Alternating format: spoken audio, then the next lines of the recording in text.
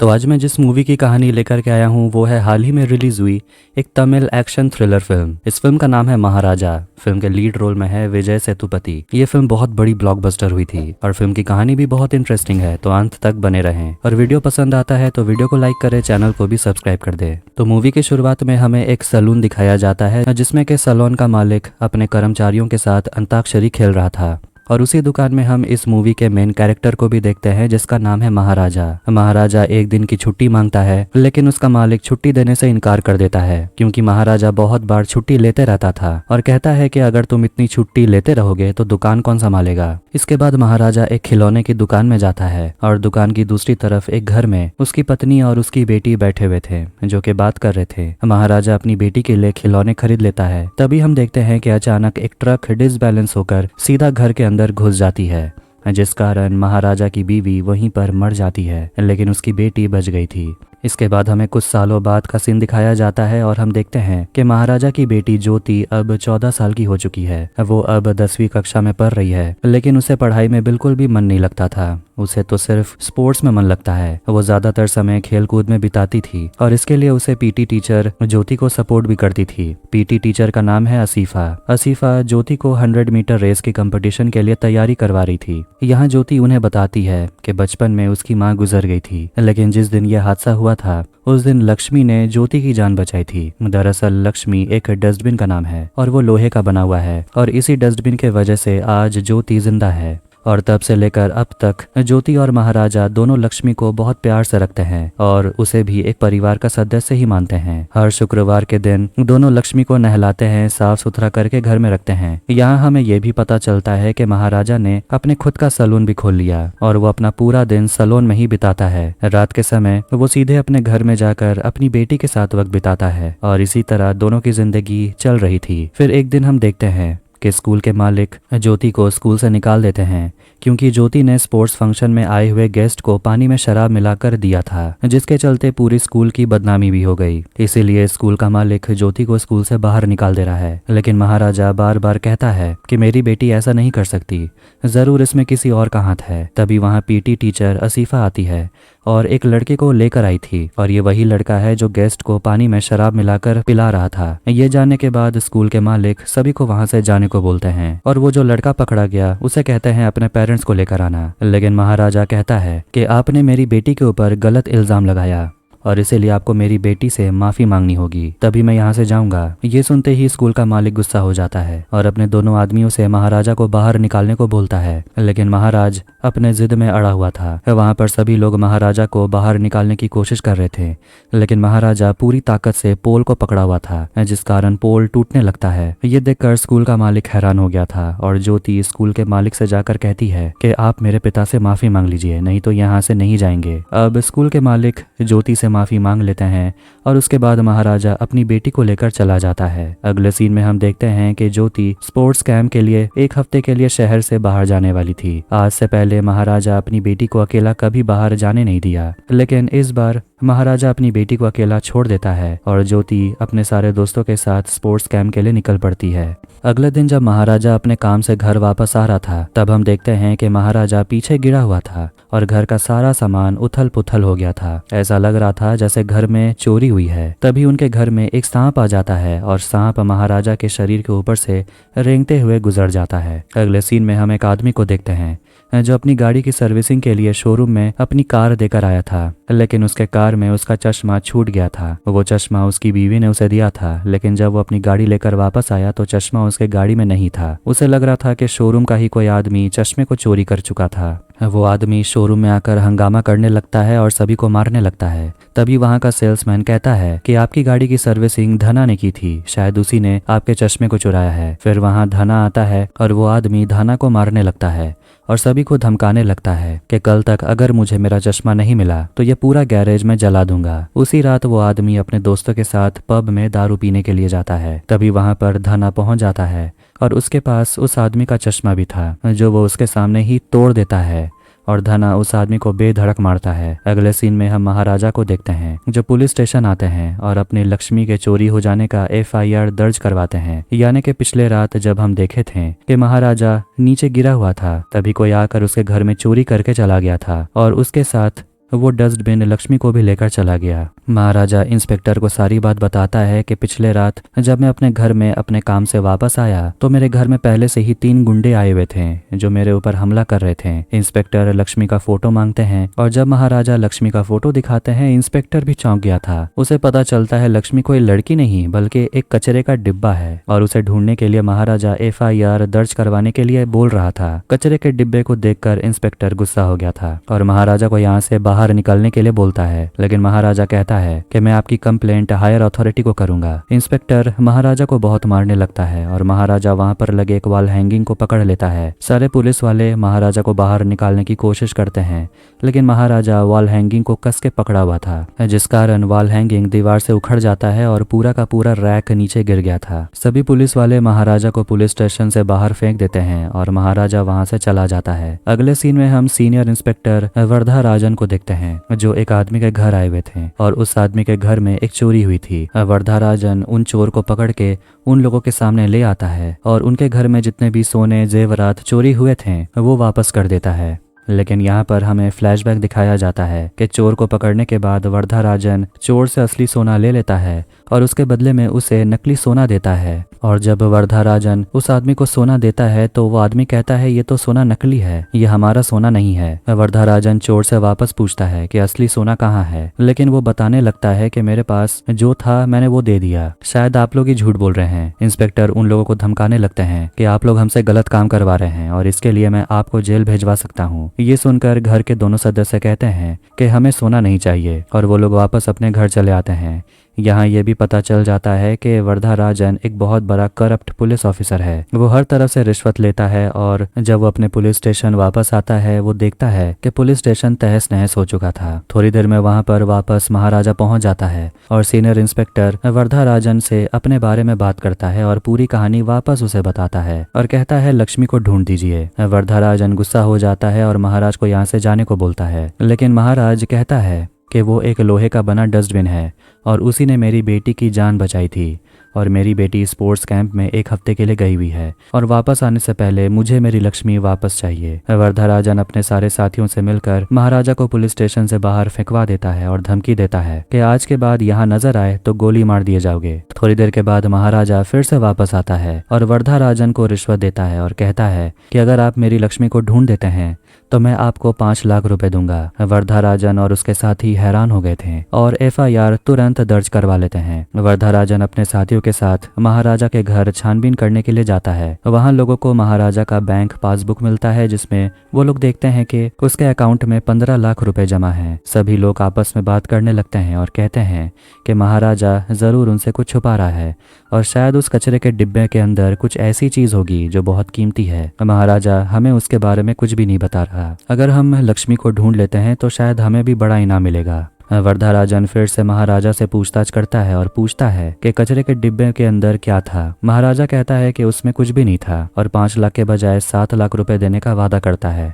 कहता है कि मेरी बेटी के वापस आने से पहले लक्ष्मी को ढूंढ दीजिए। वर्धा राजन हैरान हो गया था। अब अगले सीन में हम सेल्वन को देखते हैं जो अपने परिवार के साथ बहुत ही हंसी खुशी रहता था और उसका खुद का इलेक्ट्रिक का दुकान था। उसके साथ उसका एक साथी भी काम करता था जिसका नाम है सबरी। लेकिन हम देखते हैं कि वो दोनों चोरी का काम करते थे और उस दिन भी सेल्वम और सबरी दोनों मिलकर एक घर को लूटने आए थे जिसमें एक विधवा औरत अपनी बेटी के साथ रहती है। दोनों को बंदी बना लिया गया था और दोनों से पूछने लगते हैं कि उनके घर में कितने पैसे हैं, लेकिन औरत बता देती है कि उनके पास ज्यादा पैसे नहीं हैं और जितने भी थे हम तुम्हें दे चुके हैं। ज्यादा पैसे के लालच में सबरी औरत की बेटी के साथ जबरदस्ती करने के लिए चला जाता है और उसके बाद वो दोनों को मार देते हैं।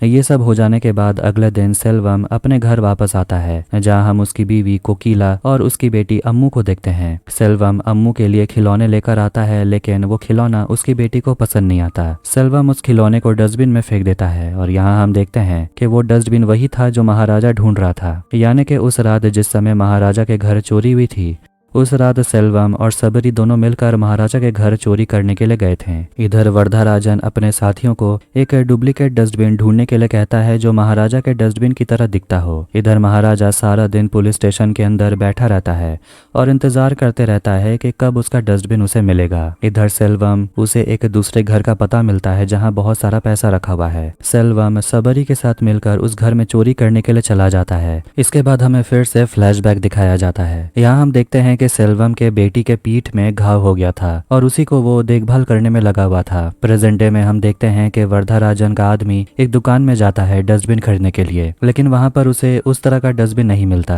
फिर वहां उसकी मुलाकात नल्ला शिवम से होती है। वरदराजन नल्ला शिवम से कहता है इसी तरह दिखने वाली एक डस्टबिन मुझे ला कर दो, और उसे ये भी बताया जाता है कि एक आदमी है जो ये डस्टबिन खरीद लेगा, इसके बदले में हमें 7 लाख रुपए मिलेंगे। ये सुनकर नल्ला शिवम समझ जाता है कि जरूर कुछ गड़बड़ है। इधर पुलिस स्टेशन में हम देखते हैं कि धना लापता हो गया था और उसको ढूंढने के लिए उसका रिपोर्ट लिखवाने के लिए उसी ऑफिस का एक आदमी पुलिस स्टेशन आता है। महाराजा धना का फोटो देखता है। तब हम फिर से फ्लैशबैक देखते हैं। महाराजा पब में जाता है और वहां जाकर वो पूछताछ करता है कि बाहर रखी सफेद रंग की गाड़ी किसकी है, और वो गाड़ी उसी की थी जिसका चश्मा चोरी हो गया था।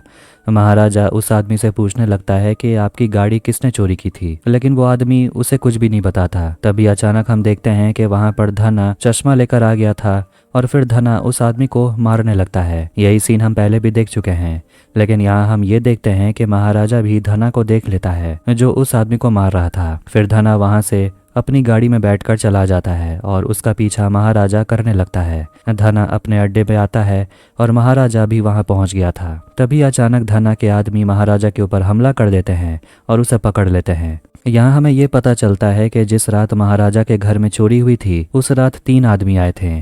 तीसरा आदमी धना था जिसका महाराजा ने चेहरा देख लिया था और इसीलिए महाराजा धना के पीछे पड़ा हुआ है। जैसे ही धना के आदमी महाराजा को मारने वाले थे, महाराजा अपने पास रखे चाकू को निकालता है और सभी के ऊपर हमला करता है और सभी को मार डालता है। आखिर में धना को भी वो अधमरा कर देता है और पूछने लगता है कि तुम्हारे साथ जो बाकी 2 लोग थे वो कहाँ हैं। धना बताता है कि दोनों में से एक आदमी तुम्हें पुलिस स्टेशन में मिलेगा। और अचानक धना महाराजा के ऊपर हमला करता है और वहां से भागने लगता है। महाराजा अपना चाकू निकालकर धना का गर्दन काट देता है और इसीलिए महाराजा इतने दिनों से पुलिस स्टेशन के चक्कर काट रहा था, क्योंकि उसे पता लगाना था कि बाकी 2 गुंडे जो उसके घर आए थे वो कौन थे। और असल में उसके घर में उस दिन कुछ और ही हुआ था जो आगे चलकर आपको पता चलेगा।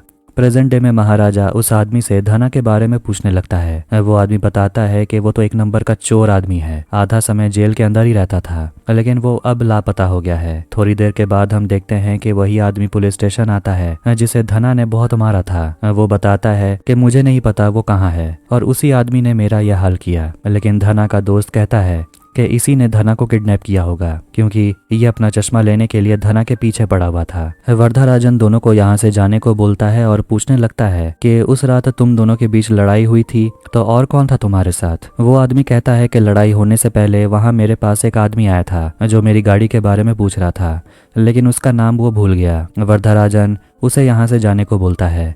इसके बाद हमें एक फ्लैशबैक दिखाया जाता है। वहां हम देखते हैं कि सेल्वम की बेटी का जन्मदिन आने वाला था और इसीलिए वो अपनी पत्नी के साथ मिलकर ज्वेलरी का दुकान चला जाता है अपनी बेटी अम्मू के लिए गहना खरीदने। वहां दोनों को एक बहुत ही महंगा गहना पसंद आता है। सेल्वम अपनी बेटी से बहुत प्यार करता था और उसी की खुशी के लिए वो कुछ भी करने को तैयार था। इधर वरदराजन का आदमी नल्ला शिवम के साथ मिलकर एक दुकान में पहुंचता है और वहां उसे डस्टबिन का फोटो दिखाया जाता है और बताया जाता है कि इसी तरह का डस्टबिन हमें चाहिए। वो दुकानदार डस्टबिन बनाने के लिए तैयार हो जाता है और 2 दिन का समय मांगता है। इसके बाद हम वापस फ्लैशबैक देखते हैं कि सेल्वम अपनी बेटी के लिए जो गहना ऑर्डर देता है उसे लाने के लिए वो जाता है और उसी दिन उसकी बेटी का जन्मदिन था और शाम के समय उसके घर में बर्थडे पार्टी होने वाली थी और उसी की तैयारी में वो लोग लगे हुए थे। उसकी पत्नी कोकिला सेल्वम से कहती है कि आते समय अपनी दाढ़ी भी शेव करा लेना। सेल्वम मान जाता है और घर आते समय वो एक सैलून में पहुंचता है और हम देखते हैं कि इसी सैलून में महाराजा काम करता था।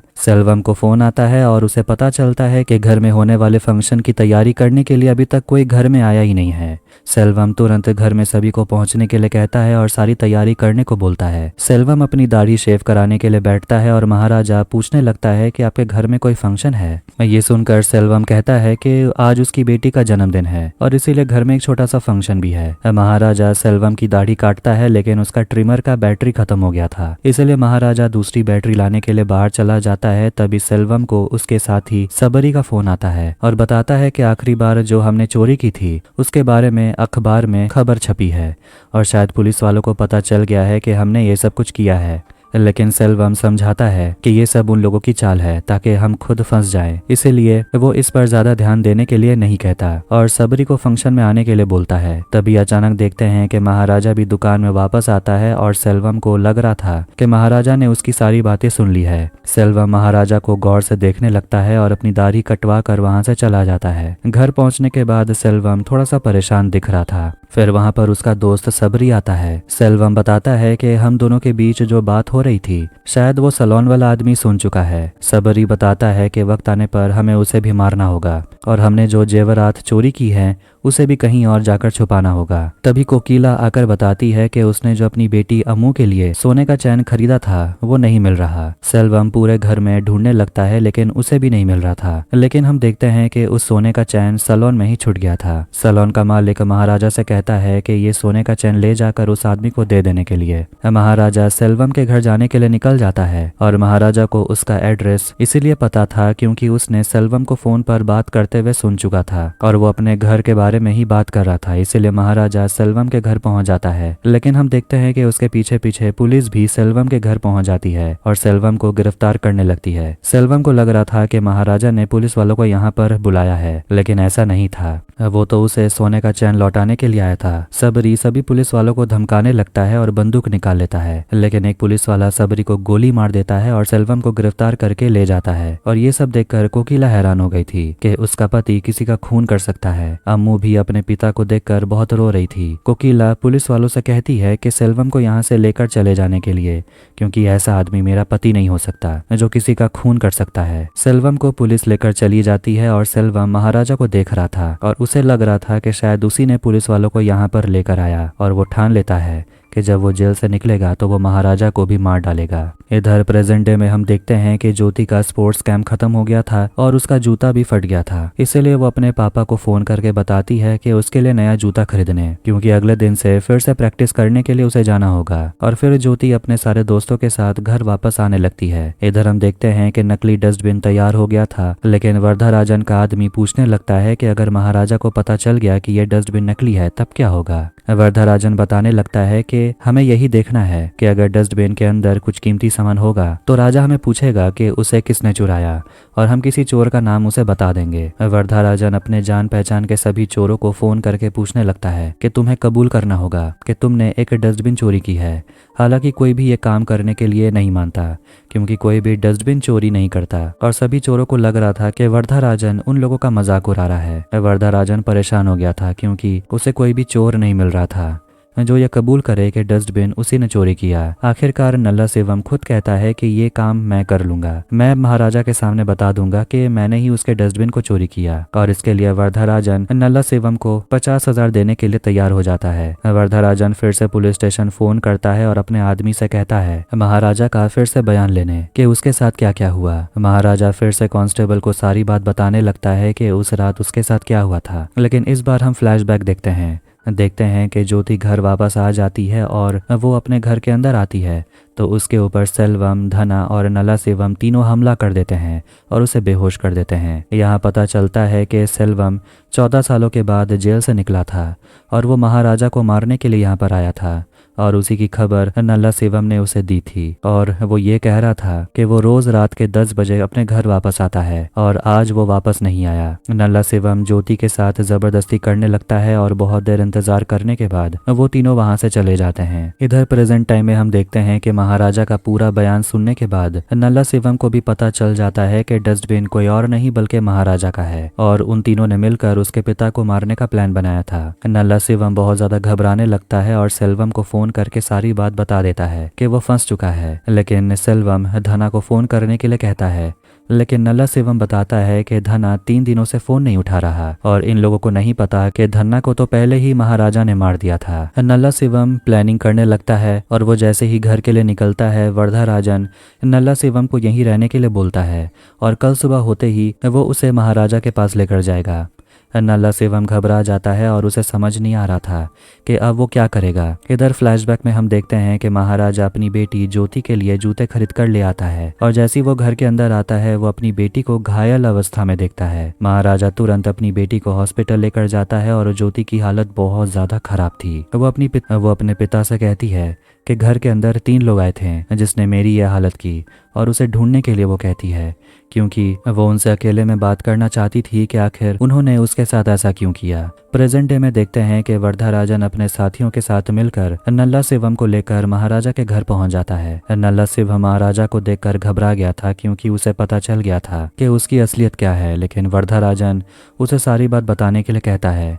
यहाँ हमें पता चलता है कि महाराजा सभी लोगों को ये कहानी क्यों बता रहा था, क्योंकि असली कहानी कुछ और ही है। क्योंकि उस रात महाराजा के घर में चोरी नहीं हुई थी, बल्कि उसके घर में ज्योति के साथ उन लोगों ने जबरदस्ती की थी। और जब ये बात महाराजा को पता चली तो वो काफी गुस्सा हो गया था और वो अपने घर में सारी चीजों को तोड़ने लगता है, जिस कारण उसे भी चोट लग गया था। और ये सब नाटक महाराजा अपने डस्टबिन ढूंढने के लिए नहीं बल्कि अपनी बेटी के कातिलों का पता लगाने के लिए कर रहा था। नल्ला शिवम सारी बात बताने लगता है कि वो किस तरह महाराजा के ऊपर हमला किया था, लेकिन जिस तरह नल्ला शिवम अपनी कहानी बता रहा था महाराजा समझ गया था कि वो झूठ बोल रहा है और उसी ने उसकी बेटी का ये हाल किया। वर्धाराजन महाराजा से पूछता है कि नल्ला शिवम का क्या करना है। महाराजा कहता है कि इसे छोड़ देने के लिए। वर्धाराजन कहता है कि इसी ने तुम्हारी बेटी के साथ जबरदस्ती की। यहाँ हम फिर से फ्लैशबैक देखते हैं कि वर्धाराजन महाराजा के डस्टबिन को ढूंढ रहा था और तभी उसे महाराजा की बेटी के बारे में पता चला कि उसकी बेटी अब हॉस्पिटल में है और उसका ये हाल नल्ला शिवम ने किया है और इसीलिए वर्धाराजन ने अपने साथियों के साथ मिलकर नल्ला शिवम को ही इसमें फंसा दिया और महाराजा के पास लेकर आया। वर्धाराजन महाराजा से कहता है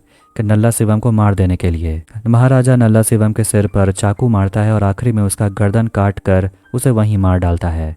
वर्धाराजन को तीसरे आदमी का पता चल गया था, यानी कि सेल्वम कहाँ है उन्हें यह भी पता था। इसलिए वो लोग महाराजा को सेल्वम कहाँ पर है उसका लोकेशन बता देते हैं। महाराजा बताए हुए पते पर पहुंचता है और वहां जाकर सेल्वम के सारे आदमियों को वो मारने लगता है। सेल्वम अपना इलेक्ट्रिक का सामान लेकर उस जगह पहुंचता है और उसे पता चल जाता है कि उसे कोई ढूंढ रहा है जो उसे मारना चाहता है। महाराजा जब पहली बार सेल्वम को देखता है तो वो बहुत ज्यादा चौंक गया था और उसे याद आता है कि ये आदमी तो वही है जिसकी बेटी के लिए वो सोने का चैन वापस करने के लिए गया था। सेल्वम भी महाराजा को देखकर और ज्यादा गुस्से में आ गया था और वो महाराजा को बेधड़क मारने लगता है और बताता है कि तेरी वजह से मैं जेल गया था और तेरे वजह से मेरी बीवी और मेरी बच्ची अब इस दुनिया में नहीं है। महाराजा वापस पलट के वार करता है और सेल्वम को अधमरा कर देता है। थोड़ी देर में वहां पर अफीसा ज्योति को लेकर पहुंचती है। ज्योति सिर्फ एक बार सेल्वम से बात करना चाहती थी। ज्योति सेल्वम से पूछती है कि दुनिया में इतने नीच लोग रहते हैं, आज मैंने देख लिया। वो ये भी बताती है कि उस रात तुम मेरे घर में एक चीज चुराने के लिए आए थे और यहाँ हम देखते हैं कि वो चीज कुछ और नहीं बल्कि वही सोने का चैन था जो सेल्वम ने अपनी बेटी के लिए खरीदा था। महाराजा अपनी बेटी को लेकर वापस घर जाने लगता है। यहाँ हम फ्लैशबैक देखते हैं कि सेल्वम को जब जेल हो गई थी तब उसकी बीवी अपनी बेटी के साथ कहीं और जाकर रहने लगी थी और उसे ढूंढते ढूंढते महाराजा अपनी पत्नी और अपनी बच्ची को लेकर कोकिला के घर पहुंचता है और उसे बताने लगता है कि आपके पति ने आपकी बेटी के लिए सोने का चैन खरीदा था जो हमारे सैलून में छूट गया था और मैं वही वापस करने के लिए आया हूँ। लेकिन कोकिला सोने का चैन लेने से मना करती है और इसे किसी को दान करने के लिए कहती है। फिर महाराजा अपनी बेटी के लिए पास वाले दुकान से खिलौने खरीदने के लिए जाता है और ये वही सीन है जो मूवी के शुरुआत में दिखाया गया था। महाराजा अपनी बेटी के लिए खिलौने खरीदता है और इधर एक ट्रक आकर कोकिला के घर से टकरा जाती है जिस कारण महाराजा की पत्नी और बच्ची दोनों मारे जाते हैं, साथ में कोकिला भी मारी जाती है। लेकिन कोकिला की बेटी अम्मू बच गई थी और उसी के ऊपर वो लोहे का डस्टबिन रखा हुआ था जिसके वजह से अम्मू बच गई थी। महाराजा ये सब देखकर रोने लगता है और अम्मू को लेकर वहां से चला जाता है और उसे ही वो अपनी बेटी की तरह पालने लगता है और उसी का नाम वो ज्योति रखता है। सेल्वम जैसे ही सोने का चैन उठाकर देखता है तो उसे पता चल गया था कि ज्योति ही अम्मू है, क्योंकि ज्योति के कंधे में वही घाव का निशान था जो उसके बेटी के कंधे में था। ये देखकर सेल्वम रोने लगता है और वो अपनी बेटी को वापस आने के लिए कहता है। सेल्वम महाराजा से पूछता है कि क्या ये मेरी बेटी है, मुझे बस एक बार उसे बात करनी है। लेकिन महाराजा अपनी बेटी को लेकर वहां से चला जाता है। सेल्वम बिल्डिंग के छत से अपनी बेटी को पुकारने लगता है और भगवान से माफी मांगता है, क्योंकि उससे एक बहुत बड़ा पाप हो गया था जो कोई भी बाप अपनी बेटी के लिए नहीं कर सकता था। सेल्वम रोते रोते बिल्डिंग से नीचे कूद जाता है और अपनी जान दे देता है। और इसी के साथ ये फिल्म यहीं पर एंड हो जाती है। वीडियो अगर आपको पसंद आया तो वीडियो को लाइक कर दे, चैनल को भी सब्सक्राइब कर दे। मिलते हैं नेक्स्ट वीडियो में। Take care.